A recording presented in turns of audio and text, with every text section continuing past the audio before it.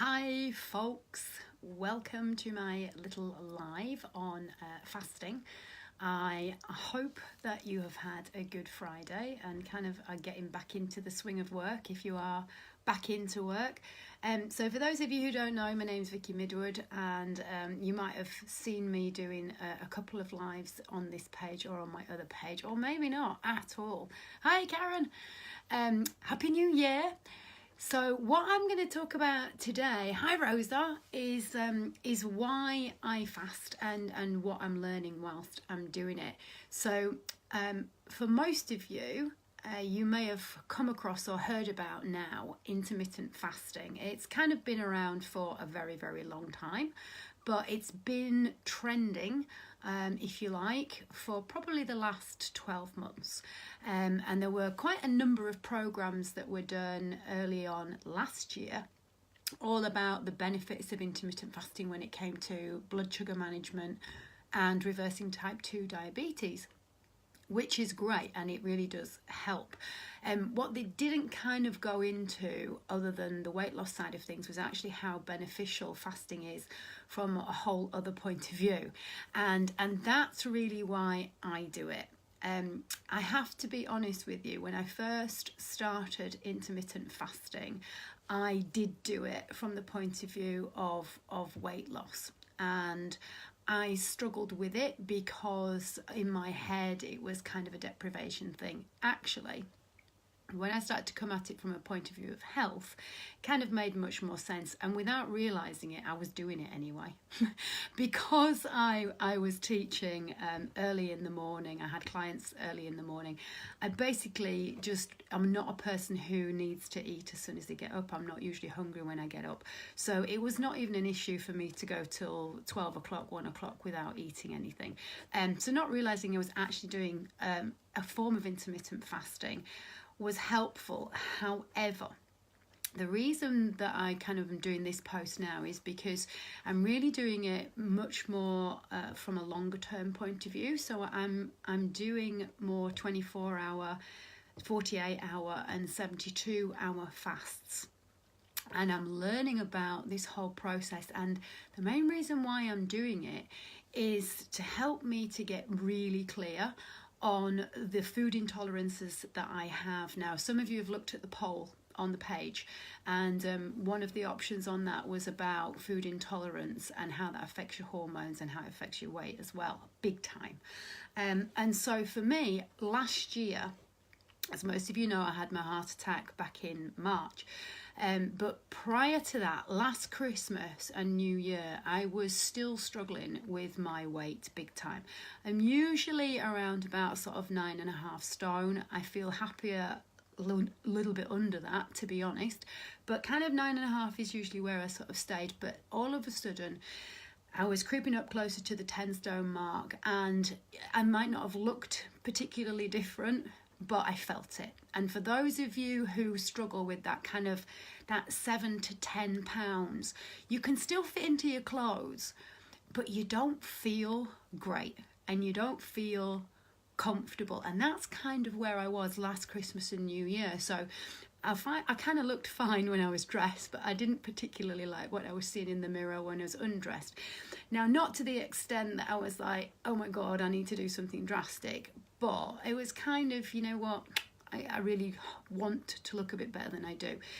And so what I kind of had found that I was easier with myself from a weight point of view because of the Hashimoto's and the issues of trying the ketogenic diet. And in hindsight, I had poor advice on that when I first did the ketogenic diet, in that the guy who did all of my blood testing recommended the keto diet, but he was basically going down the road of dairy and quite a lot of meat and stuff.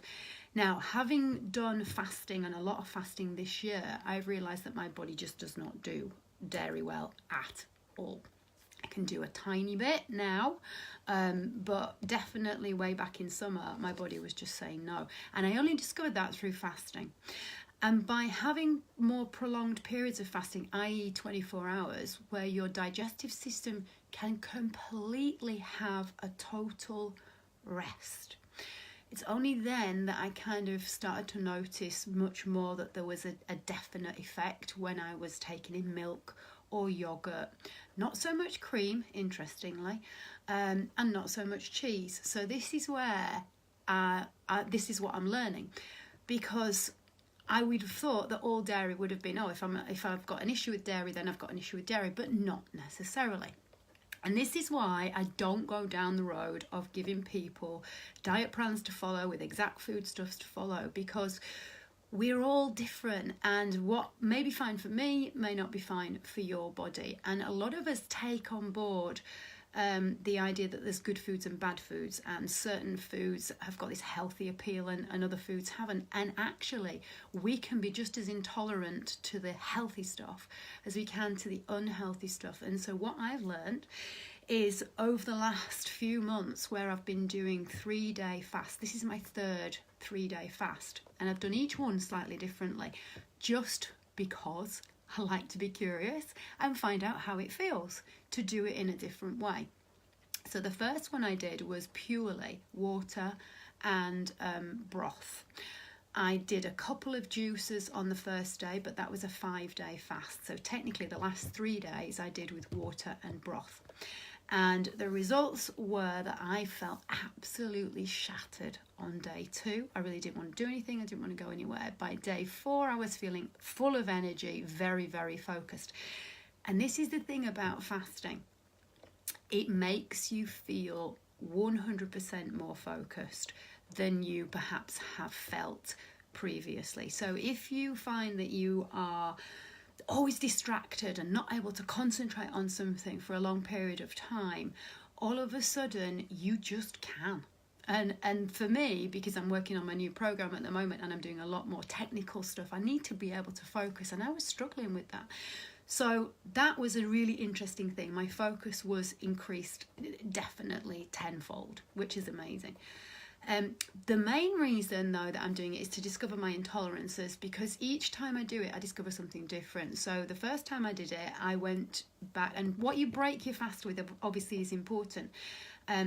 So what happens when you fast is your whole digestive system gets a chance to calm down. Now, I'm thinking about not just the function of the liver and the gallbladder, but also the gut microbiome and the bacteria that are in there.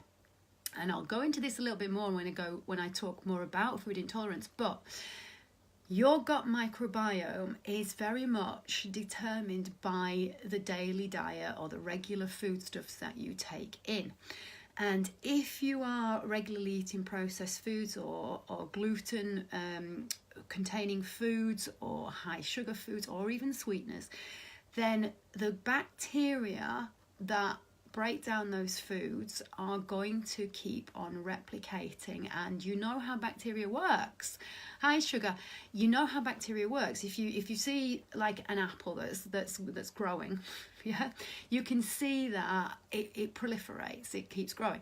And so what happens in the gut is the same thing. So whatever bacteria you've got in there, if you keep feeding it the foods that it likes, it's going to keep growing more and more and more. And this is one of the reasons why when it comes to food cravings, we struggle. Because the more we eat the foods we crave, the more we're going to crave those foods. Okay, because of the gut bacteria, nothing to do with your willpower, but because of that gut bacteria effect. So what fasting does is give your whole body a break. And if you're fasting for 2 or 3 days, and then you start to eat again, if you go for foods that are vegetable foods, ideally lightly cooked, not raw, it's a little bit too harsh for your stomach to cope with after not having eaten. So lightly steamed vegetables, vegetable type broth or poached chicken type broth, something like that, that's vegetable based or fruit based, is what you want to be breaking the fast with, which will then continue to feed the bacteria, so that now the bacteria that are in the gut and are now going, oh, food, let's grow. They now want more of that stuff. They want more green stuff. They want more fruits and vegetables, rather than wanting to revert back to the floury stuff and the sugary stuff. Now, here's the interesting point, and this is why I brought this up, is because I have broken my fast. the second time I did it, and I broke it with ice cream because we were out, and I broke it a little bit earlier than I intended, but we were out, and it was just like, you know what, we're here, and hey, it's me who's decided to fast, so it's me who can decide when to break it. So we had ice cream, and we were in a coffee shop that also did cake, so I had a little bit of, and I mean a mouthful of cake, and guess what? Immediately I wanted to keep on eating those foods because I had broken my fast with those foods. So without knowing it, I'd actually set myself up to going on pretty much a sugar kind of bender. However, because I now know that purely and simply by fasting, I can cut all of that out then and reset my system, it wasn't a great big deal. So I didn't fall out with myself. I didn't kind of go down that guilt trip of, oh my God, you're terrible, you've got no willpower. I was like, okay, that's interesting. That's really interesting. So the fasting is one thing, but then breaking the fast sensibly and getting your gut microbiome to repopulate with more of the good bacteria that you want is what I'm actually learning, and it is possible. The other main reason that I'm doing it is, apart from my brain focus, which is, for me, I am a sugar addict, and I'm sure most of you have heard this before, and chocolate and sugar have been my issue since I was a kid, and they were my problem, which is why when I was younger I used to regard myself as a failed anorexic because I couldn't not eat. And I was bulimic, because so in my head that worked. It was like, you can have your cake and eat it. So I was completely addicted to sugar, not knowing that actually I wasn't just addicted to sugar. It was the flour, it was the gluten in the flour, it was sugar and fat and flour combination. So the triggers for me were anything bread, cake, anything like that, pastry, and of course chocolate. Although not as much then, it was more the bready, the floury stuff. But over time, with my alcoholism, when you give up the alcohol, which is essentially sugar, I then really became a sugar addict. So that's why I had my heart attack, is because the damage that I'd done inside my body, as far as my artery is concerned, was down to the flour and the sugar and the processed crap that went on. Couple that with the problems that being bulimic, and then later on I kind of did go down the road of anorexia for a while, that affects your heart and its ability to work. So those things together, along with stress, meant I had a heart attack. But that means now I've got to be ultra careful about my diet, because I still do have those tendencies to be a sugar addict. And we've just had Christmas and I have eaten a shed load of chocolates. But with fasting, I can now go, okay, that's it. I can reset now, knowing that every time I do it, those cravings are going to get less and less and less. And because you're not restricting food, so I'm not going down the road of, oh, I'll just allow myself, a few hundred calories a day. It doesn't work for me. I know that the 5-2 diet works like that, and that's great. If you can do that, that's fine. But I know my own body now, and this is the beauty of fasting. I'm getting to know it even better. If I start to eat early during the day, I pretty much am going to want to keep on eating, and especially if I don't eat a proper meal. So if I'm restricting my calories to sort of a couple of hundred, and then I can have a couple of hundred later on, that is going to have me craving and starving. Now that's because I know my body. So for me, it's just like, no, you just don't eat. Then you don't have to decide, oh, what shall I have, or how many calories has it got? It's a non-issue, and this is why fasting is so easy. It saves so much time, and it saves so much money. But the key factor for me is, and this is why I mentioned my heart attack, is that it's helping my cells to repair and regenerate. But crucially, it's creating what we call autophagy, or cell eating. And what that means is that because of my Hashimoto's, my metabolism is kind of naturally quite sluggish. For those of you who don't know, Hashimoto's thyroiditis, mine is a secondary autoimmune condition brought upon by leaky gut, brought upon by my sugar addiction and my poor diet over years. And so I've spent a long time taking herbs and various supplements and working with a practitioner to help with that. And I've actually been working with 2 or 3 different people because not everything works, and some people just have kind of a tunnel vision. And this is why I love what I do, because I don't have to just follow one protocol. I don't label myself as a specialist in this, so I don't have to follow that protocol. What I do is go, okay, let's see what this guy's got to offer me. Let's see what he's telling me to do. Let's see what this guy's got to offer me. Let's see what he's saying. Let me see how those 2 things match or don't match, and what's the difference and why. So this is what I do, and this is what has allowed me to develop my program that I'm launching very, very soon. Because what the important thing is that it's going to allow the old damaged cells chance to properly break down, disperse, and allow new cells to actually build. And that's the main reason that I'm doing it, because ultimately I want to prevent me having another heart attack. The statistics are that once you've had one, you're more likely to have another one. Yeah, and I don't like being a statistic. So the main reason I'm doing it is from my heart point of view. But because of my history with my mum, and there is a genetic disposition, and just remember, I put this in the newsletter and I've put this in post, just because there's a genetic disposition or it's in your gene code for X disease or illness, that does not mean that you are going to get it. Your lifestyle is what determines whether you end up with it or not. The reason why a lot of things seem to be hereditary and run in families is because families tend to follow the same diet and lifestyle. Kind of makes sense. So, but just because it's in your genes doesn't mean it's a given you're going to get it. How you live and what you do and how you think and the stress that you're under is going to affect that massively.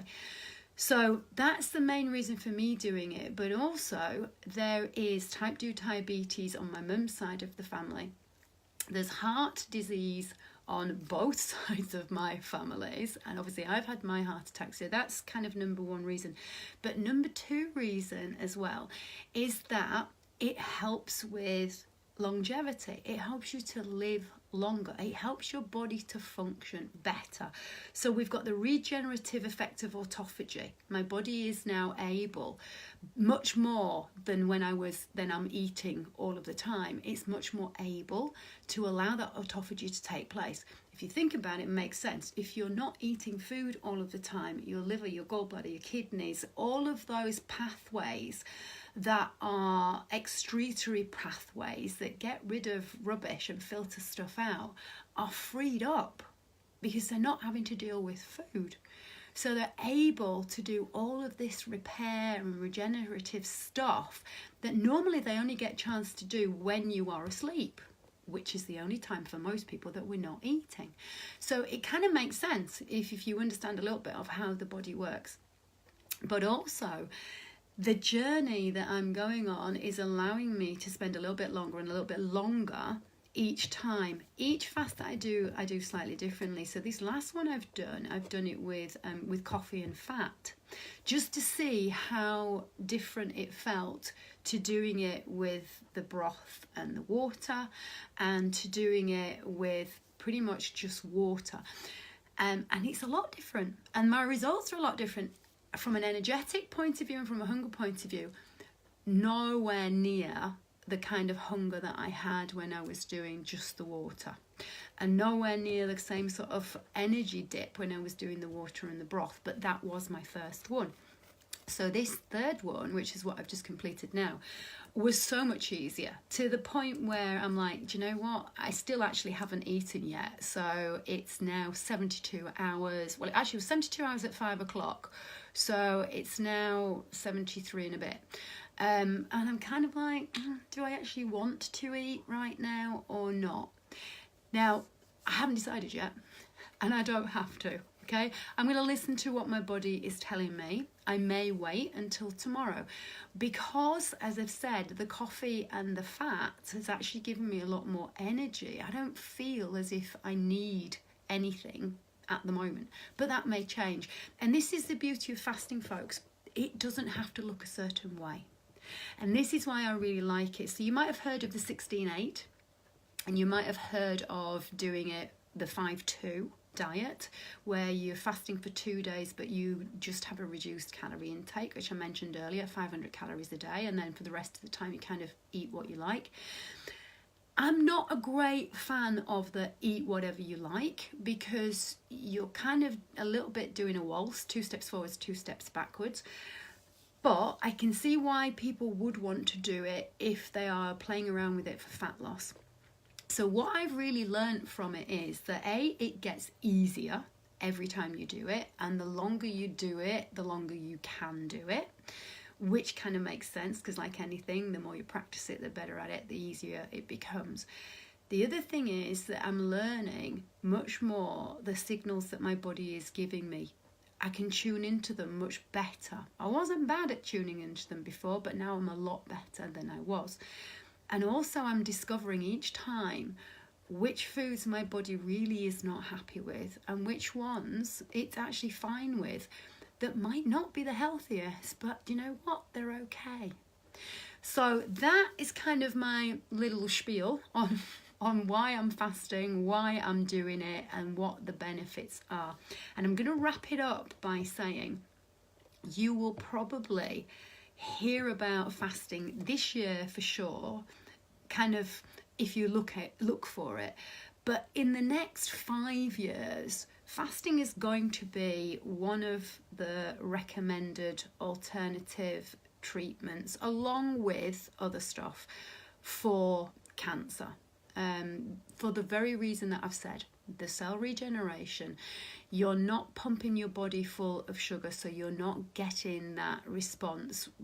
Your bacteria, your gut microbiome, and cell regeneration is not what you want to happen when you've got sugar in your system, because sugar and cancer, that's what makes it increase. And I'm saying most people know that. I think most people know that, but actually most people don't know that, because when they have cancer treatment, they're told that they can go and eat whatever they like. And oftentimes that means people are eating big bowls of ice cream and chocolate and cake and stuff because they've lost weight.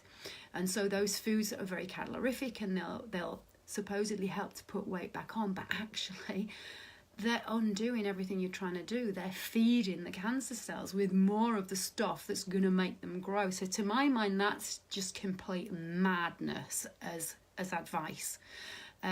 However, that being said, I know that it's not going to stop oncologists and people saying that when people are in recovery. But the more we can educate ourselves and maybe pass that education on to just get people to actually understand a little bit more. But you will be seeing that fasting as a treatment for disease. We know that fasting helps for Parkinson's disease. We know it helps for cancer. There is a ton of research that's been done in America, in Australia, and I'm sure there will be some done in this country. We're just not hearing about it yet, but definitely, and it's been going on for a while. This is not new, by the way. Even though it might sound like it's new, it really isn't. It's also helpful for Alzheimer's. So there is nobody who won't benefit from fasting, apart from a small minority of people who have got eating disorders. And in that case, I would say then be careful, because they're going to be doing it probably for different reasons than for health. But it is something that I recommend people give a go to. Now, I'm going to finish by just saying it isn't for everybody. Everybody can benefit from it, but it isn't for everybody, because there are some people who have issues with blood sugar, and they do need to keep those blood sugar levels topped up. Otherwise, they do feel dizzy, and it's kind of not great for them. They are a minority, but if you have seen people who kind of feel a little bit weird and a little bit shaky after 3 or 4 hours of not eating, then it's probably not ideal for them. Having said that, over time, they will get to manage those symptoms and they'll understand why that's happening, but that's a whole other life. So what I wanted to finish off by saying was, if you haven't looked at the poll, please do, because I'm aiming to do a live each week, probably on a Friday, around about this time on those topics. And if you've got any questions relevant to the topics that you want me to answer whilst I'm doing it, that would be fantastic. And obviously type any questions that you have.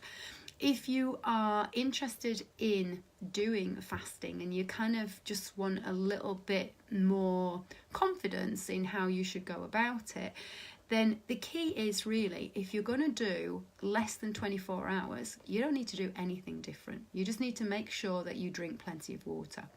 If you're going to be doing more than 24 hours, you want to make sure that your electrolyte balance is good. What's electrolyte balance? Sodium and potassium.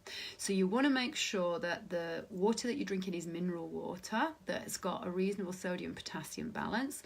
And you also can just literally take some salt, some sea salt, some Himalayan sea salt or some Celtic sea salt, and just literally a few grains. You can put it in your water. I personally hate it in water. I just grind it onto the palm of my hand and I just lick it, and that will help your electrolyte balance.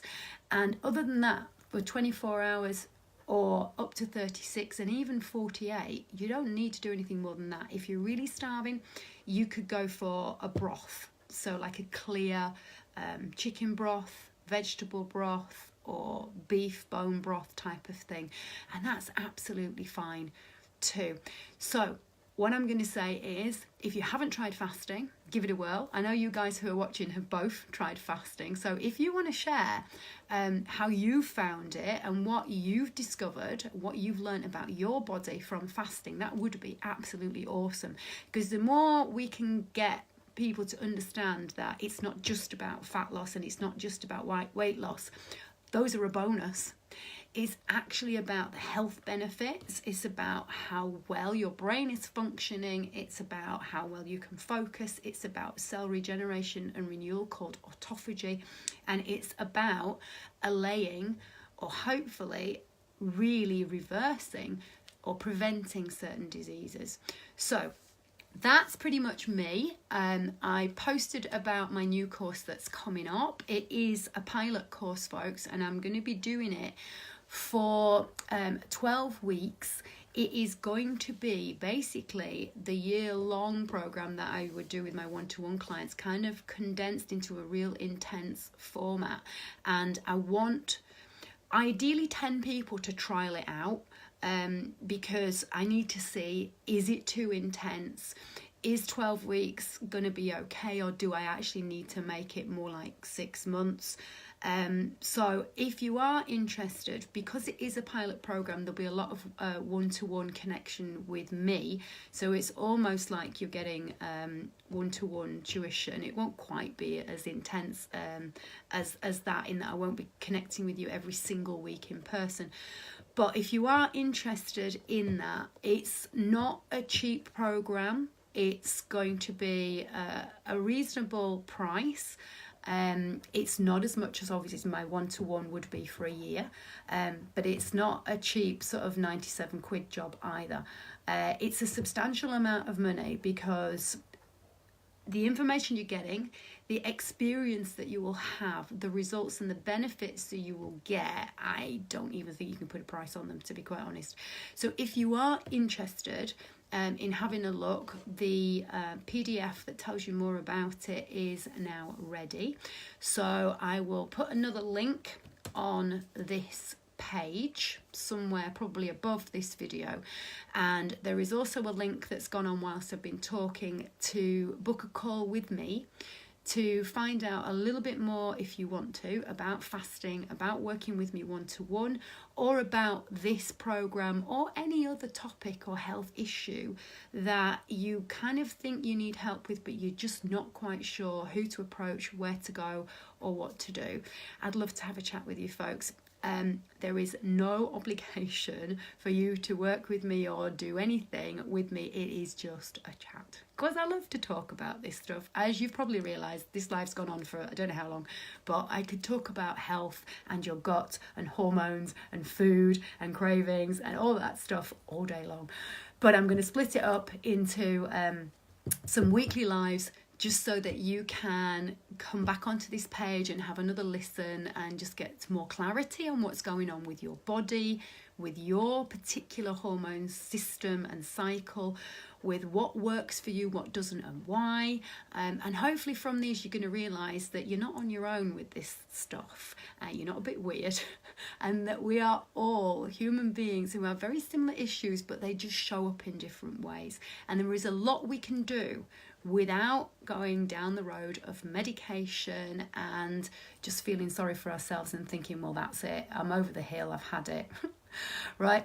We are in the prime of our lives. Yeah, I'm 50 in 2 weeks' time. And as far as I'm concerned, I'm just halfway through. So I'm just starting to feel my feet about what this life is all about and what being a human being really means.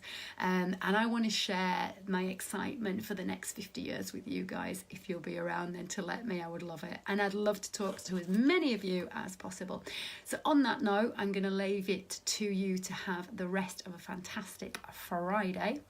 I will be posting some workouts for those of you who are interested over on the Fitness Finchley page, because that's kind of like my exercise page, if you like, and I've kind of been a bit lax with that over the last few months because of my kind of fear of what I could and couldn't do exercise wise. I haven't really been doing that many new videos, but before Christmas I started to do some more and it felt okay, so I'll be doing more of that. So if you're interested in the workout side of stuff and you want to hop on over there as well and look at stuff, please do.